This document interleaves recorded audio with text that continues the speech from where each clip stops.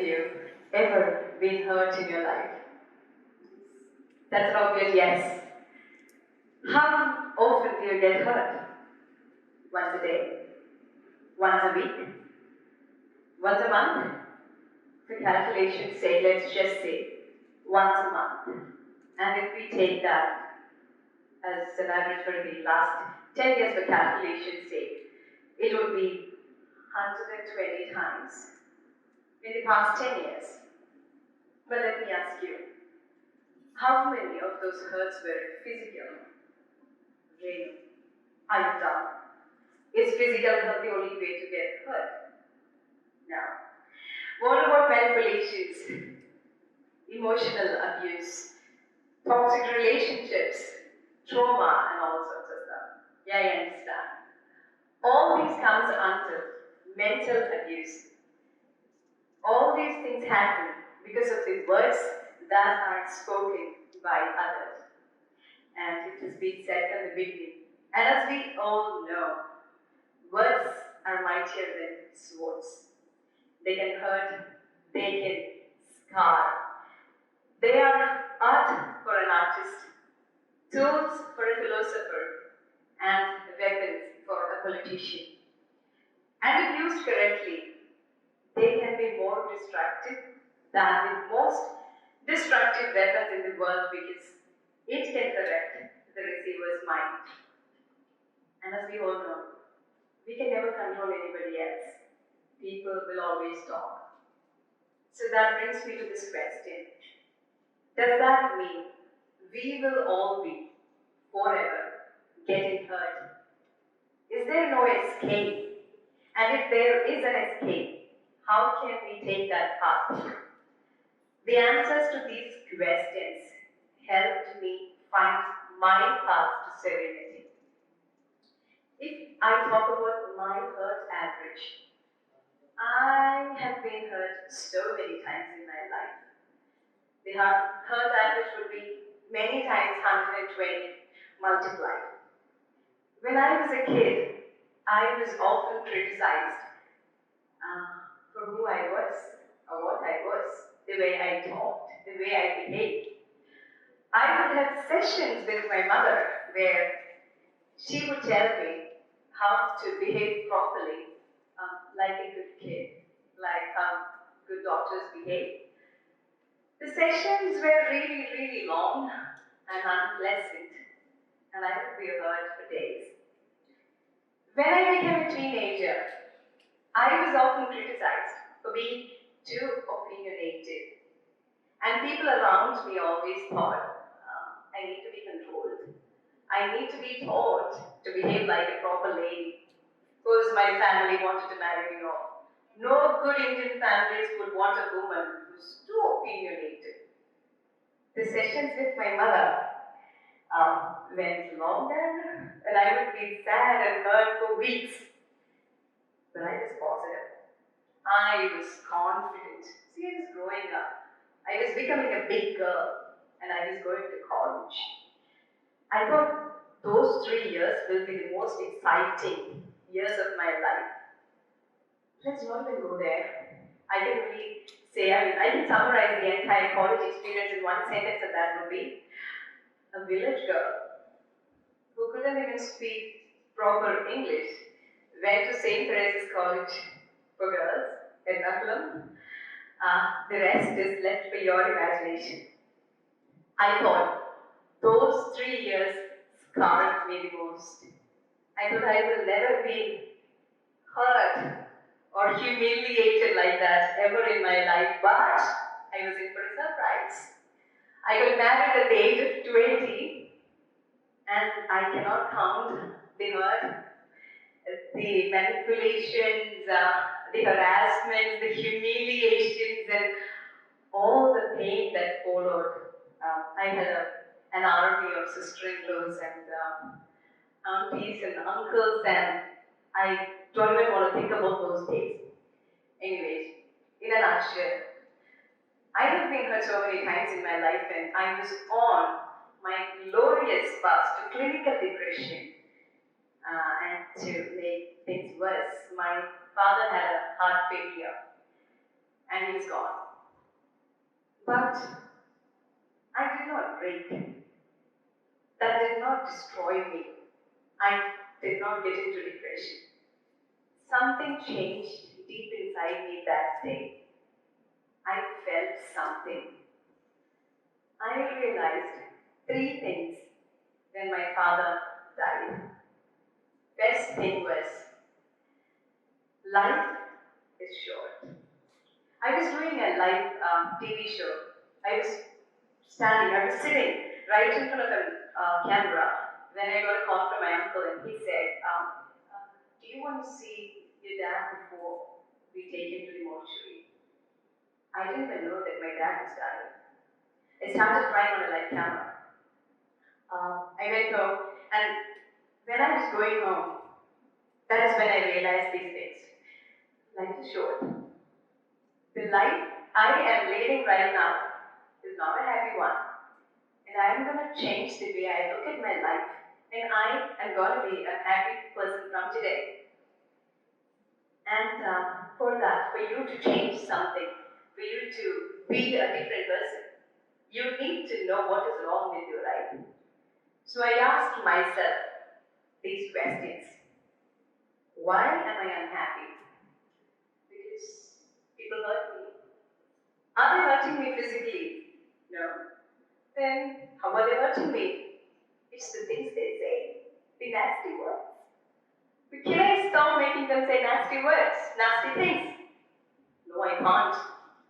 But does that mean that I will forever be getting hurt? Is there no escape? I just wanted to stop getting hurt and go to bed a happy person. How do I do that? How to stop getting hurt? It took me a long time to answer that one last question, and even longer to practice the solution. The solution I proposed to myself was verbal immunity, a path to serenity. What is verbal immunity? It is a stage where you become immune to certain words that others say. And when you are verbally immune, the dog can bark as much as it wants, but the cat goes to bed a happy person. So to understand the concept of verbal immunity, we need to understand words first. What are words? In its physical form, they are just sound waves propagating from the speaker's vocal cord to the listener's eardrum. Just mere sound waves. But how can just physical mere sound waves hurt you? Can they actually hurt you? Technically speaking, it depends on the parameters like frequency and intensity. But no sound a human can produce, however intense it is, cannot hurt you physically. Then how do we say, or why do we say that we get hurt by words? It is because whatever words are spoken, we never hear the literal meaning. There is an involuntary process that happens inside our mind. We always attach meanings to words, layers to words. That is, when someone says something, it is not the literal meaning that comes to our mind. There are 3 stages. The first stage is a mind that emotions to it, layers to it. So that means always we look at who said that. What was the tone? What was the emotion? Who were there when this was spoken? Oh my God. And then comes stage 2, where the mind, a part of our mind interprets all these things and adds more meaning to it.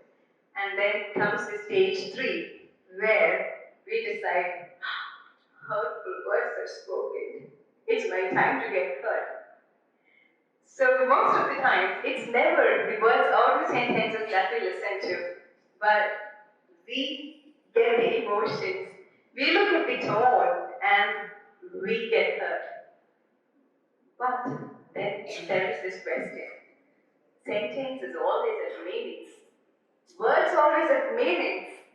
Then how can we stop getting hurt? Let me tell you an example. You are walking in the city, middle of the city, and your friend suddenly says, "Look, there's a lion." You're not going to think that, "Oh, there's a lion coming at me, I need to run for my life."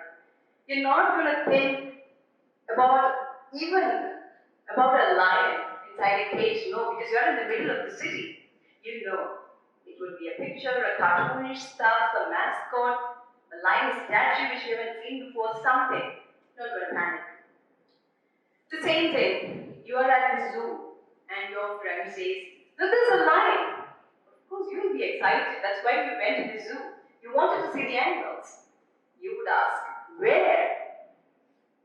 But if you are on a jungle safari in a semi-open car, and then your friend suddenly says, "Look, there's a lion," you're not going to be excited. You're going to panic. You're going to ask, "Where?" And you are going to run for your life. You should. The sentences in all three contexts, they are the same, but the context was different. The situation was different. You only panic for the last one. The same way, it's never the sentences. It's the emotions and the meanings that we attach to sentences that makes it difficult. That's how we get hurt. So how do we change it in a way that we won't get hurt? I have 3 steps that I have been practicing for so many years, and trust me, it really helps. I'll say the example after I tell you how I do it. Every time I hear a sentence, what I do is, I strip the person out. I forget that this is the person who said that. Next, I strip the context out. And then I strip the emotion out. Then the sentence becomes context-free, and it's a literal sentence. I would really like to say this example, and I am going to say this example, and my mother told me never to use this example, but I have to do this. So, every time I step out of the house in a short dress, there's this particular sentence that my mother says. She has been saying it for years, and I'm sure she's going to say it for another 10, 20 years. I'm sure of it, because I'm not going to stop wearing short dresses. So she asked me in this tone, "Oh, are you really going to wear this short dress and going out?" So initially I used to be hurt. Of course I'm never going to stop wearing such dresses. I like it, I love it. But when my mother says something like that, I'm hurt. Deep inside me, I want to please my mother, I want to make her happy. And to think that she is not really happy with what I wear, what I do, somehow it used to hurt me. But then I practiced verbal immunity. I take my mother out of it. So someone asks me, "Oh, are you really wearing the short dress and going out?" That's fine, someone is asking me. Then I take the tone out. Then it becomes, "Oh, are you wearing this short dress and going out?" That's a statement, that's a question, that's everything, but it's fine. Yes, I am wearing this short dress and going out. There is no tone, there is no context, there is no person, it is just a sentence. Ain't it easy? You might think, easy to say. We can't practice that, but you can.